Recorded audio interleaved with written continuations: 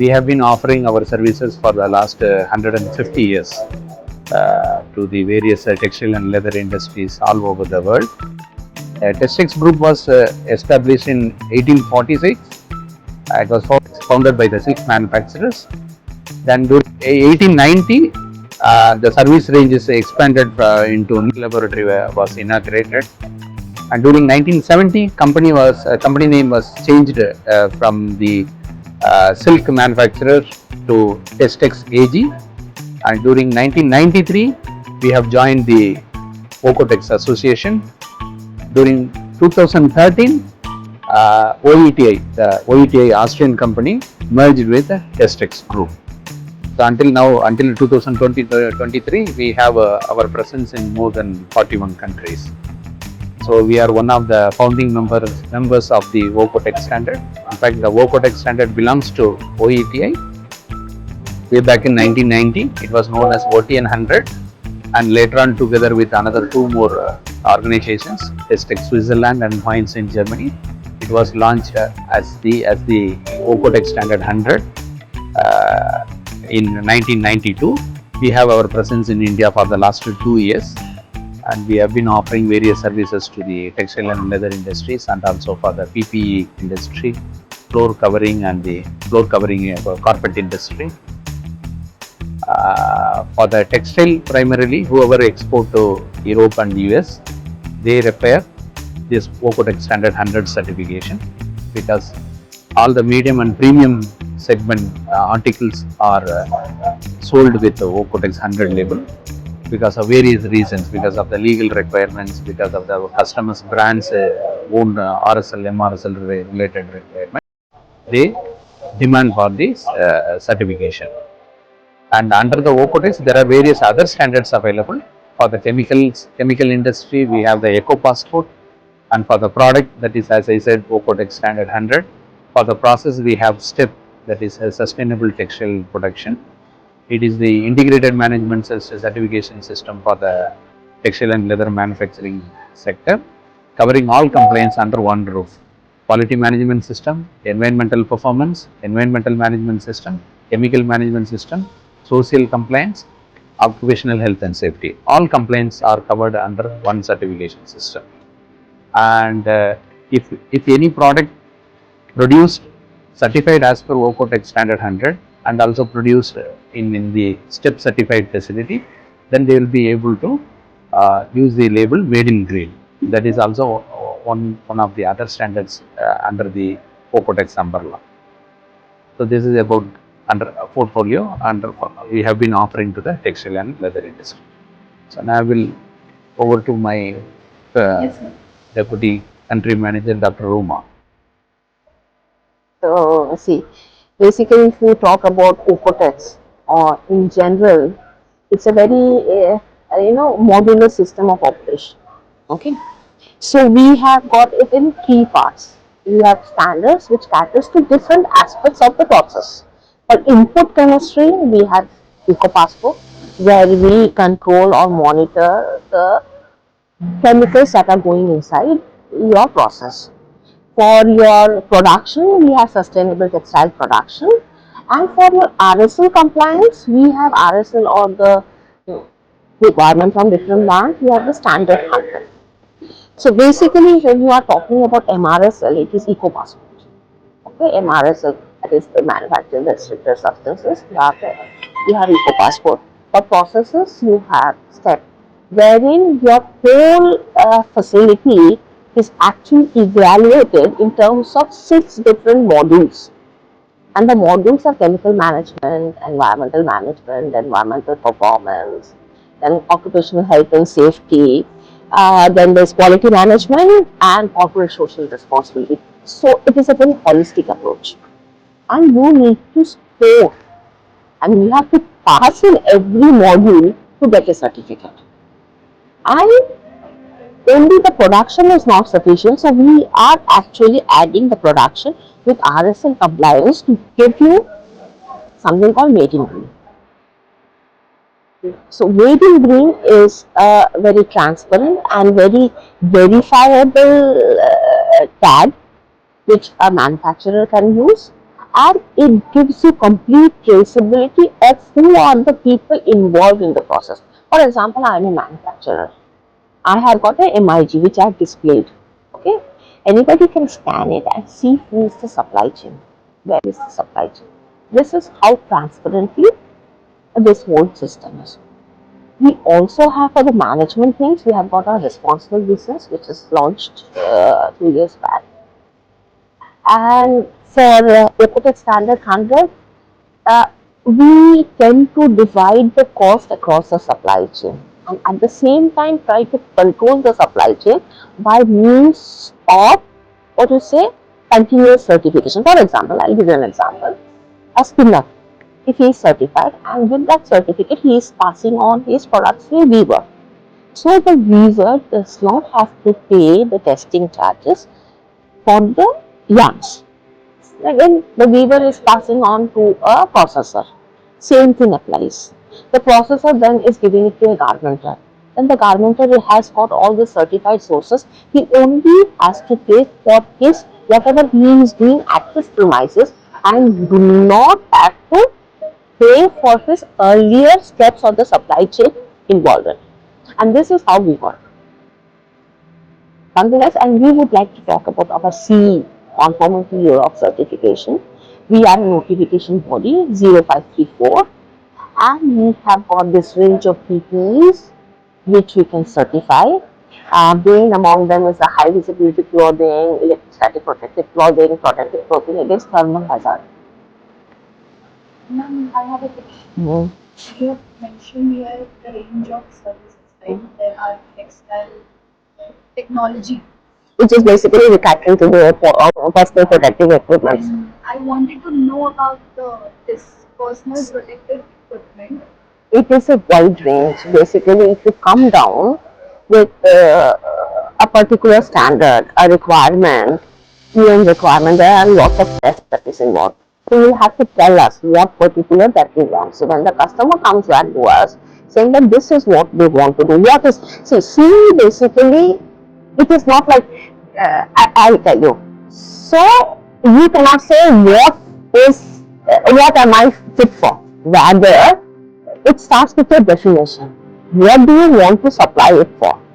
For example, I have a fabric or I have a garment which I say is fit for, which I say I am going to use it. The purpose for that is for the firefighter. We begin from there and then you see that whether your conformance is there for that particular requirement. So there are many people who say, I have this thing, what do I do? It is not there. So we ask them, so what do you want to cater to? Which is the area that you want to talk about. So from that, we can then say these are the requirements for Europe, this is how we can certify, this is the technical dossier you have to fill it, this is what has to do with the requirements and information in the technical dossier that you have to put it, and so on and so forth. And this company was started many years. 1967, yeah.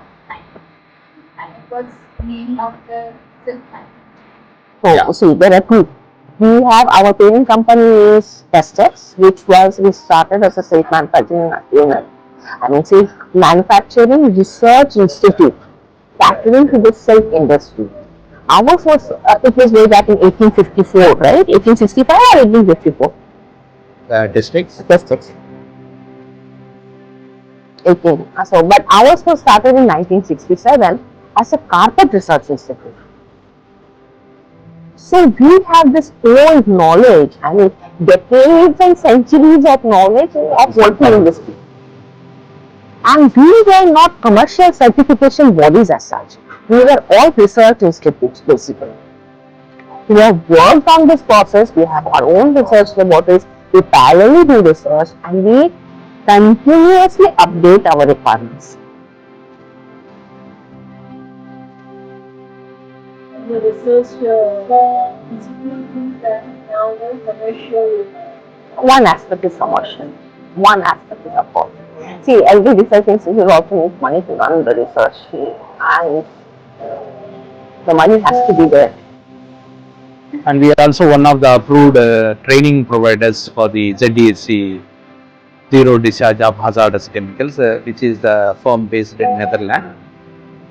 They have been recognized by many brands as a qualified body to screen various MRSL related chemicals in the processing industry, and also to offer various training programs related to chemical management and wastewater management, and specific tailor-made programs to address various challenges faced by the textile and leather manufacturers.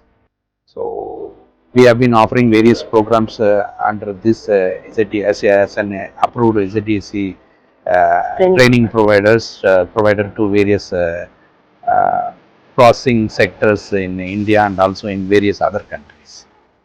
So coming to the certification under the OCOTEX, there are various control measures also being in place to ensure the product quality and the integrity of the standard is maintained. So we have been carrying out periodical audits as defined by the association in the production facilities, and also there are the produced articles are picked from shops as a control measure to bring it in the respective certification bodies and laboratories, and they are tested based on the risk analysis and in the laboratories, and whatever the test results, in case of any failure, further investigation will be carried out to find out the root cause of the failure and how the particular supplier, the applicant, can take the necessary measures to control such failures and also prevent from reoccurring.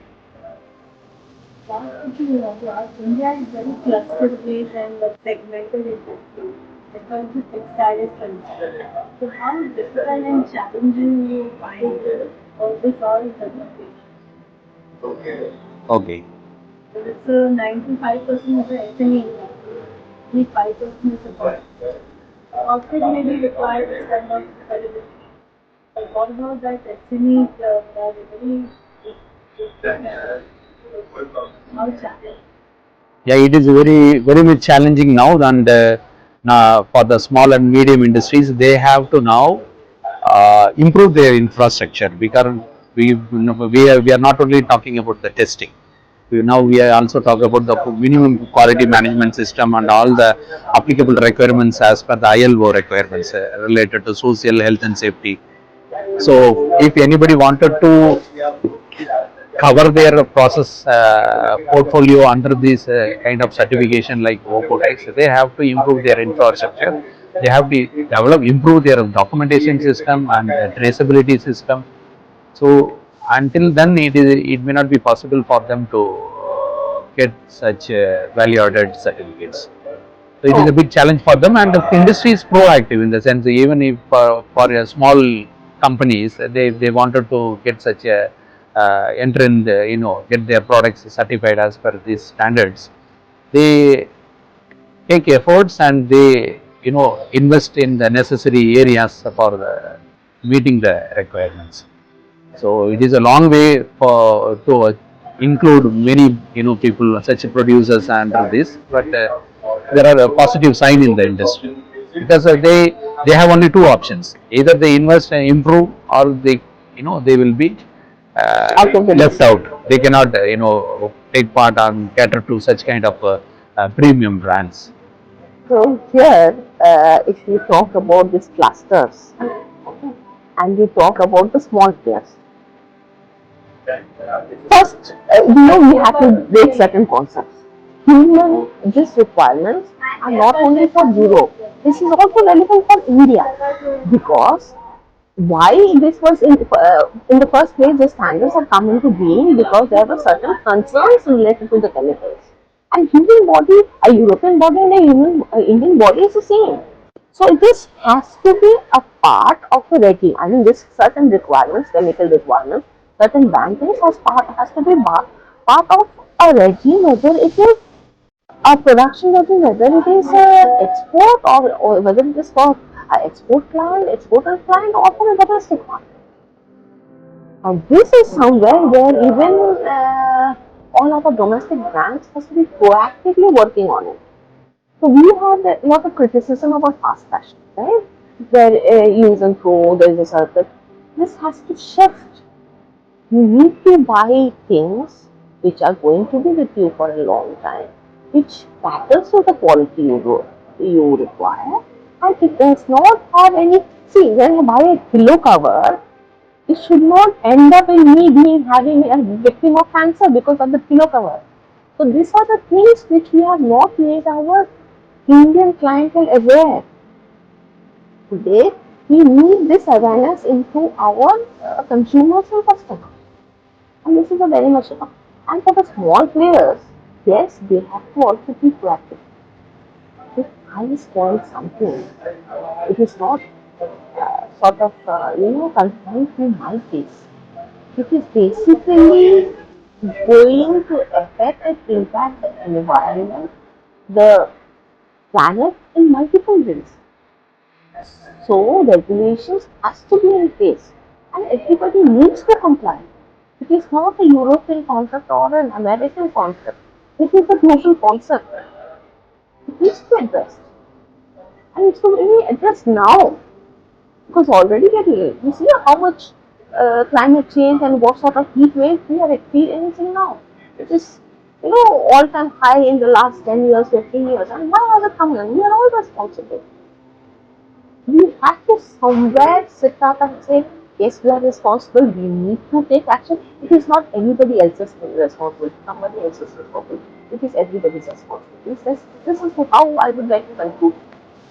Actually, I was about to ask this question related to the environment, but I must not ask anyone because I already know. Thank you. And yeah, as you mentioned that you are really taking care of the environment too. Because these are embedded in all the standards. These are embedded aspects in all the standards. So we have to evolve. Certificate is not a piece of paper. It is in essence what it implies, what it applies, and whether you are ready to do it. Ready to do it not for the money alone, but also for a greater well-being of you, the society, and the planet. And that is what we rather spend a lot of time in counseling our clients. It might be a little slow in our business, but we want to go on firm footing. I'll end this in the Because I'm Thank you. Thank